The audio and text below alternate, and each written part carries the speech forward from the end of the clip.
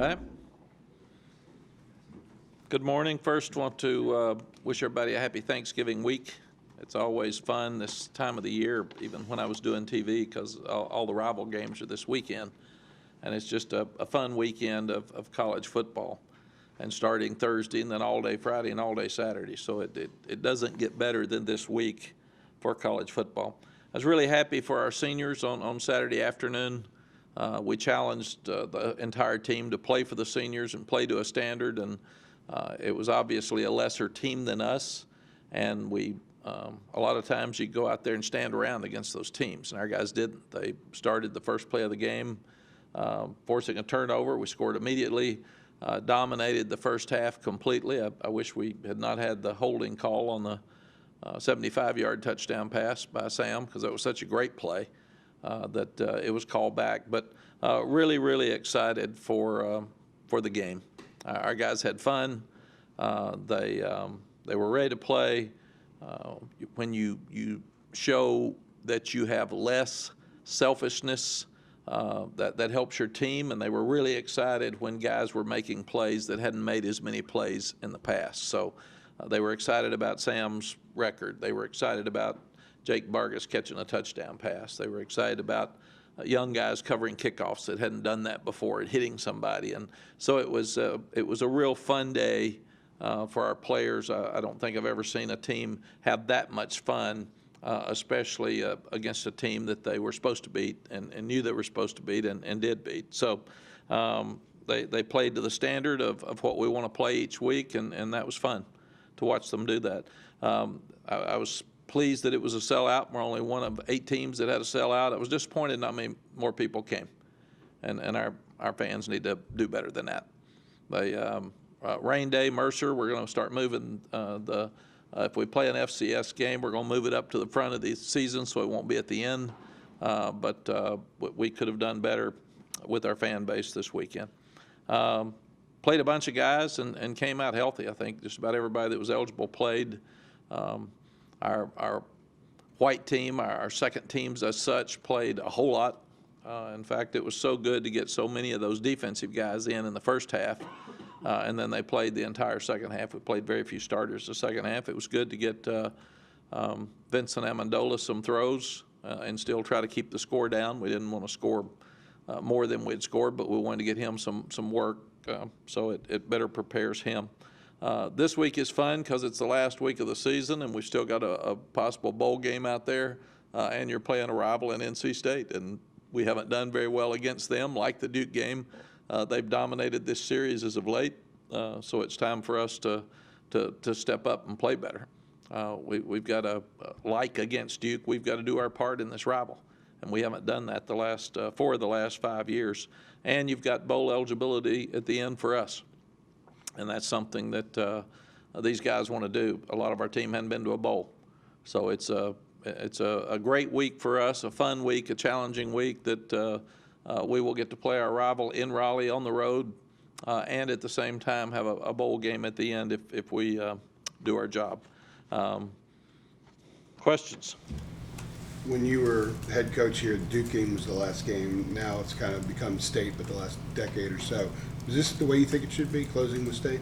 I grew up with Duke being the last game here. That was 10 years, so that's what I thought. And since the Carolina-Duke basketball game is such a huge rivalry nationally, I always thought that game should be there. But we have 2 rivals, and that's been documented for years. Wake Forest used to be in that group, and now that they're on the other side of the conference, the Atlantic, and you don't play them very often, it didn't feel like it, and our players didn't play like it. So I feel like now that the 2 rival games are State and Duke, and it doesn't matter where you put them, they're still very important. That rival games are important to your fans. And when something's important to your fans and your supporters, it becomes really important to you, because they do not want to go to work on Monday and have Duke coworkers or State coworkers laughing at them about winning a game. I've learned that through many, many years as a head coach. So these games are very important. And the players usually get along. They know each other, and they've played against each other in high school. Fans don't. Bragging rights are really, really important to people, and that's what makes a rival game so special. To to be in the position that you all are in to play for a bowl game? And considering where the program was before, what does that mean to you? Jonathan, it's a good feeling that it's funny. It's been such an up and down year. It's a great feeling that we're in this position with a chance to go to a bowl. It's also been disappointing that we've had so many opportunities against a Virginia Tech who will play for the Coastal against Virginia this weekend, against Virginia, against Pittsburgh. We've had those opportunities, and the next step of our program, I thought, was to play to a standard last weekend, and we did that because I wasn't sure we would. I thought they might go out there and stand around, and that's why I showed them pictures of last year's Western Carolina game where we didn't play very well early, for sure. And now the next step is that we have to win these games that are close. We've won some, but we've lost more than we've won, and that's the disappointing thing. But we really need to finish well. And I think the guys, just watching them yesterday and watching them practice yesterday afternoon, I think they're ready for this challenge. What did you feel was most important when you first got to the program and you assessed why they were struggling? What did you feel was most important to change? I thought the most important thing is that they needed to believe again. The fan base didn't believe. The players, they didn't believe they could win. They're just so, when you get that, there's a lot of negativity. There's a lot of selfishness. It becomes about you when it's not about team. There becomes a lack of discipline when they don't think they're going to win. So why do I need to do this and why do I need to do that? Doesn't matter anyway. So it's a process of pulling everything back together, and then to make it work, you have to win.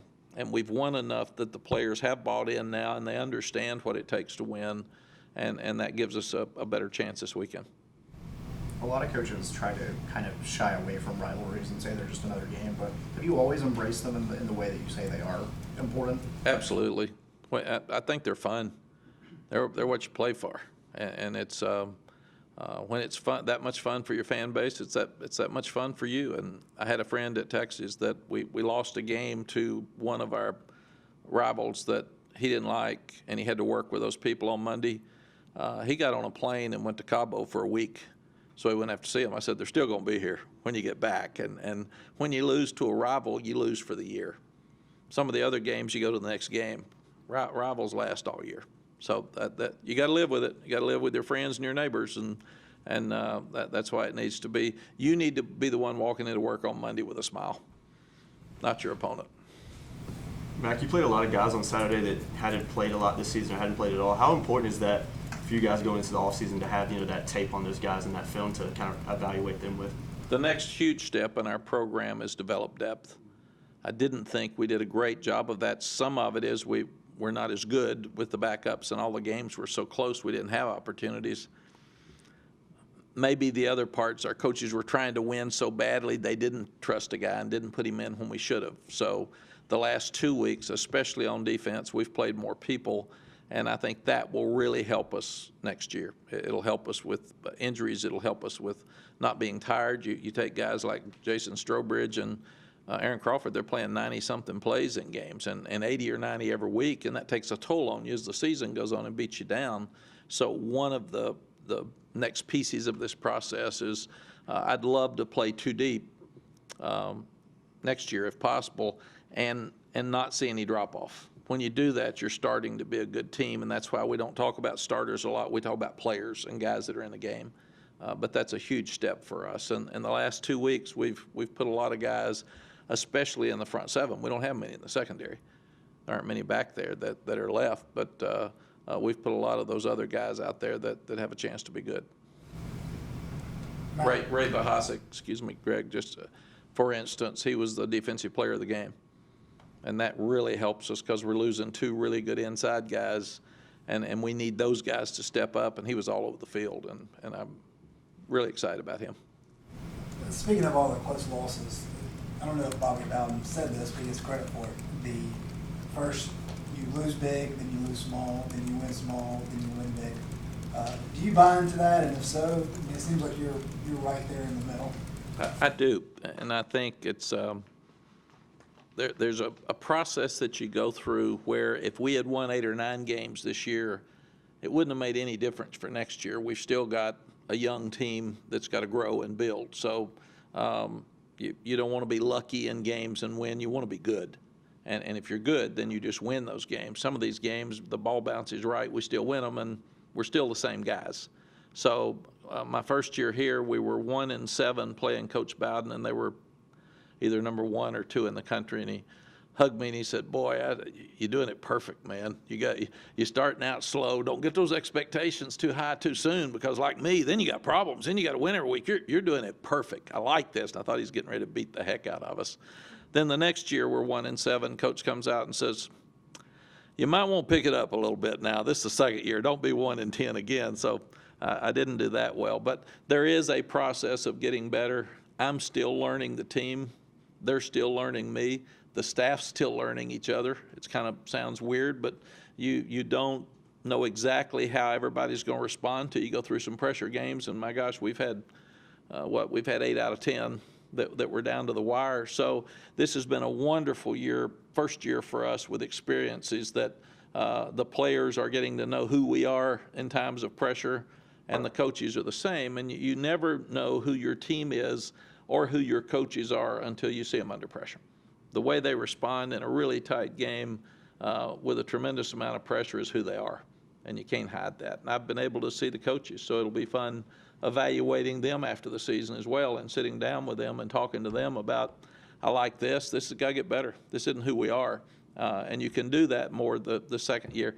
The team becomes yours more the second year, and the staff, and then the third year it's your team and your staff for sure. So that's the process you go through. They used to tell me it takes you 2 years to figure out your problems, then the third one you got to fix them. Now they're firing coaches in 1.5 years, so that process is speeded up. What do you think about teams firing coaches a 1.5 years into it? Arkansas, Florida State. Yeah, I don't like it, and I don't like it because it's not their team yet. They don't even have their recruits there. So to me, if an athletic director hires a guy and fires him in 1.5 years, we ought to look at him. I mean, look at him, the president. Wow, if you believed in that guy so much 1.5 years ago, I don't know that he's been able to fix it. That's what I would say from a coaching standpoint. And I'd say the same thing if I was in Bristol on TV. To me, 1.5 years is not enough time to fix your problem. So the problem is not the firing. The problem was the hiring. If you don't like him 1.5 years, you made the wrong decision. You had the wrong fit. So it's on you more than the coach. What do you expect to see at NC State on Saturday? I expect them to be playing for their bowl game. They've had confidence for us that this will be their bowl game. Ross, don't look at me like I'm crazy. I'm still aware of that. But since they're not going to a bowl game, this will be their bowl game. They've dominated this series as of late. Dave's done a tremendous job. They've been to a bunch of bowl games here in a row. Since they're not going this year, this will be it. They would love to finish by not only beating their rival, but keeping us from going to a bowl game. So we'll see by far their best shot. It seems like Coach Dorn has really embraced this rivalry too. I mean, do you see that? I mean, it seems like he's really embraced this rivalry. He's won 4 out of the last 5, so that'll make you embrace it, for sure. But it's a fun rivalry for me and for us, and hopefully we can get back and do our share. We haven't as of late, so we need to do that. Coach, besides winning these in-state games, what are the most important factors of winning the recruiting battles between UNC State, Wake Forest? I've always felt like the most important thing in recruiting is to be the cool place to be. Our stands have been full. That's cool. Saturday was kind of the outlier. It didn't fit because it was Mercer and cold and rainy, and that's why we're going to move that game up at the first. That people show up early in the year for that game. They usually don't show up late. You need to win. You need to beat your in-state friends. And I think all of those things then feed to players wanting to come and be part of it and have fun. And they want to have fun. They want to enjoy it. And one of the great things for me is I'm at a time in my life and my coaching career where I can have fun. There's so much pressure on so many coaches that I'm not going to get fired in 1.5 years. And I'm just not. I mean, they're not going to do that. So a lot of people can't say that. So there's so much stability here for our coaches and me. It's a good time and a good place for kids to come and have a lot of fun moving forward. You mentioned Ray Bostic a few minutes ago. How significant has the transition been for him, given the injury history that he has, the weightlifting issues, and then having to adjust to playing at this level as opposed to the JC level he was at? The thing that Ray does so well is he's got a high motor. He plays as hard as anybody on our team every play. Now, he didn't always go to the right place. So I told Tim Cross, that's your job. You can get him in the right place, but I'd rather have a guy that's going really fast in the wrong place than got a guy that's doing everything perfect and not making any plays. Because we can slow down a guy that's going too fast and get him in the right gaps. If a guy's lazy or not trying all the time, that doesn't work. So he will get stronger. He'll learn more about what to do with our scheme, and I think there's a real high upside for him. And he's got 2 more years. He's a 3-year guy, which is very, very unusual for a junior college player coming in, and I don't know that we'll ever recruit a junior college player. I had 2 while I was here the first time, Willie Joe Walker my first year, and Chris Keldorf lead the last 2. So those were the only 2 junior college players that we recruited, and I don't foresee us doing it again. It might pop up, but that has not been our history. And he was already being recruited here. We needed defensive linemen, so I'm sure glad we got him. Coach, last year after State won in overtime, their players called this place Carter Finley North. You obviously weren't here for that, but do you use that in pregame speech or get the players riled up, or do you let the seniors handle it based off of last year? I never heard it till right now, so that's a first. I think that what you do is you show your rivals respect.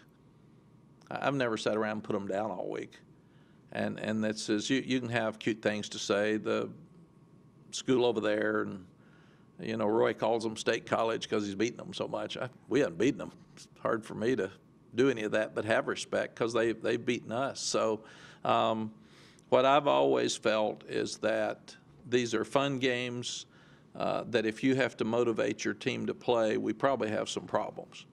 And you got to be really, really careful. I would be more worried about our players being so excited about the game, they play the game on Tuesday or Wednesday.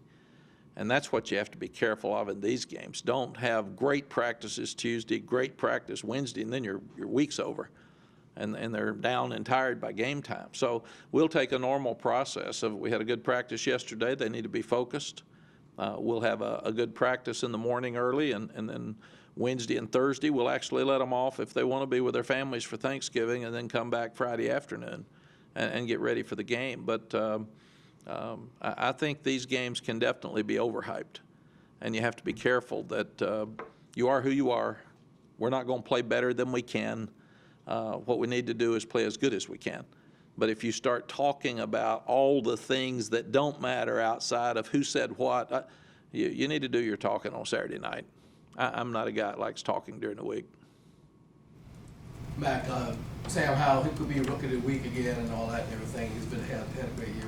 Could you imagine that this true freshman would be breaking records like he has and everything? Could you imagine that when you started?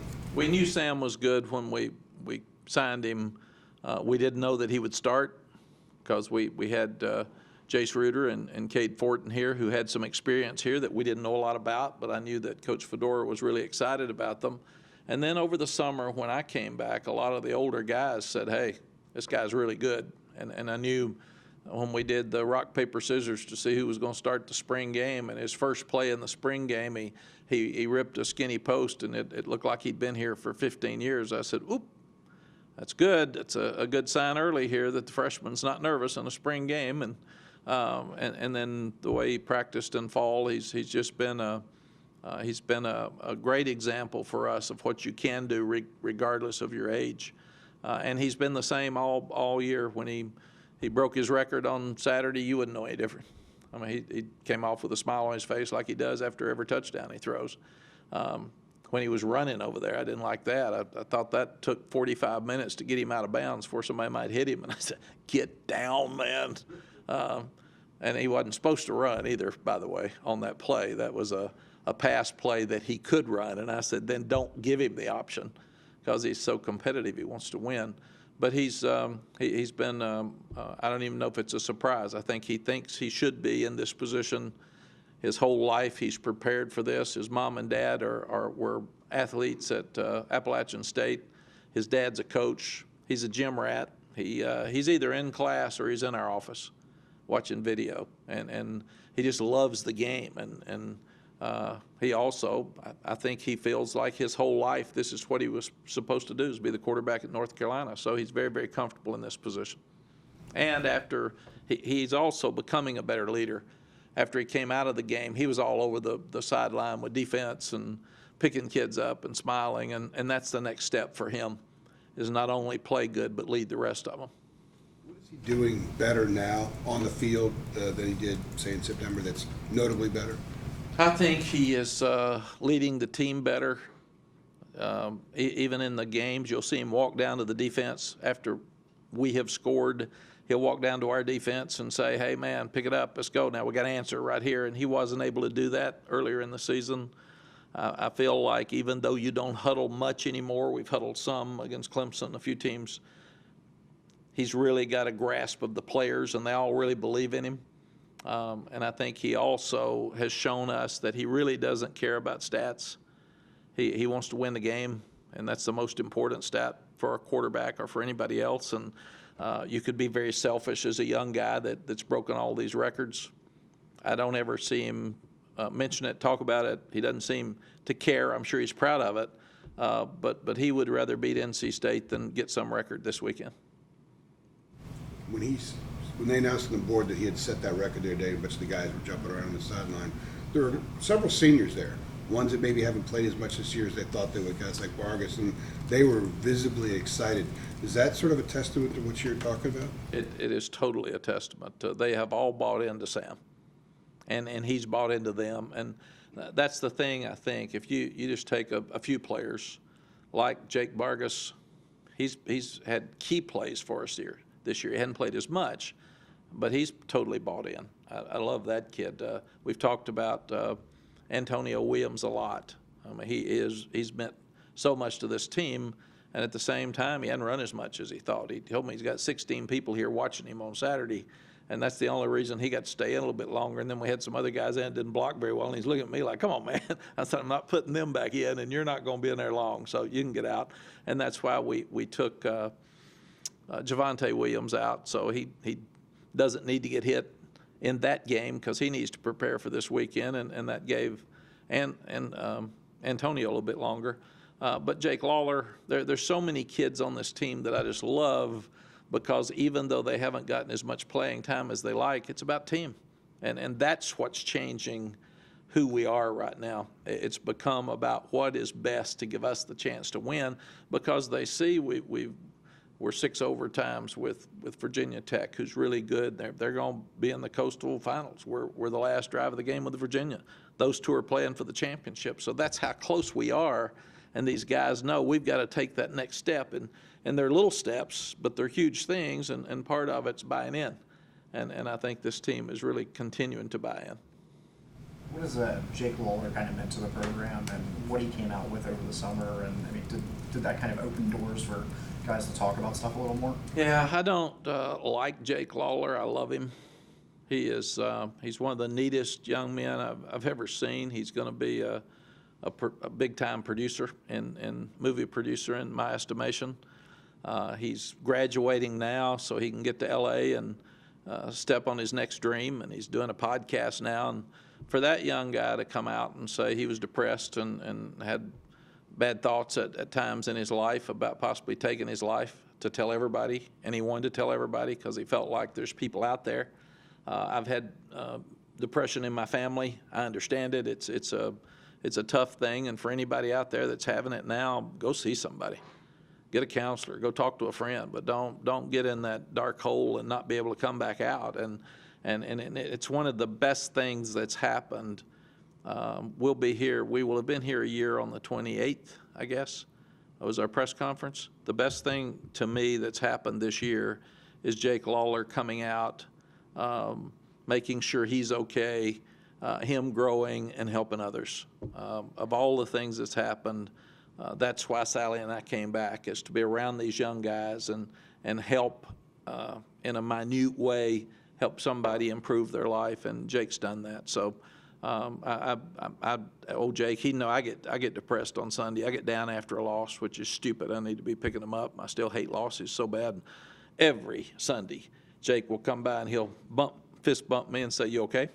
You all right?" And I think here's Jake picking me up, and it has. And I told him that the other day when he decided to walk and go on with his life. He said, I don't want to be a distraction. I said, "You're not a distraction at all. You have saved lives and you've helped us, and you're one of the brightest things that's happened this year." You guys talk a lot about kind of the film, TV industry. Obviously, you work with ESPN, and he has aspirations to go in that media space. Do you guys ever have those conversations? We do, and I'm going to try to use some friends of mine in L.A. to help him. And his mom and dad have already been in the acting business, and they have contacts, but Sally's got a contact with him here with some film people in Chapel Hill, and I'm going to set up some things for him at spring break out in L.A. just to get him with a Matthew McConaughey, or get him with people who have been in this business a long time and can help him, because I think he's a superstar. Not to look too far ahead, but you lose 2 guys in the offensive line heading into next year. What are some younger offensive linemen you expect to step into the starting prominent roles next year? Ross, it's a good question, because those are the hardest guys to play.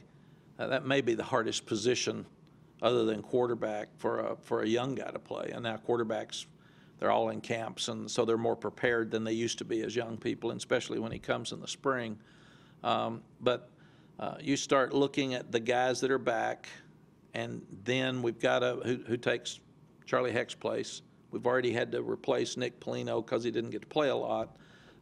So you've got Easy, you've got Ed Montalas, and Ed started well and didn't play as well. He played much better the other day in the game, because I think he just tries too hard and he gets too hyper, so that's on us.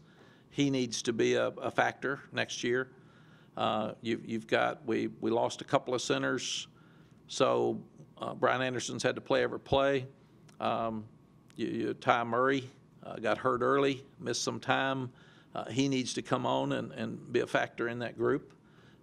We played Awesome Richards a lot the other day. He played by far the most he's played.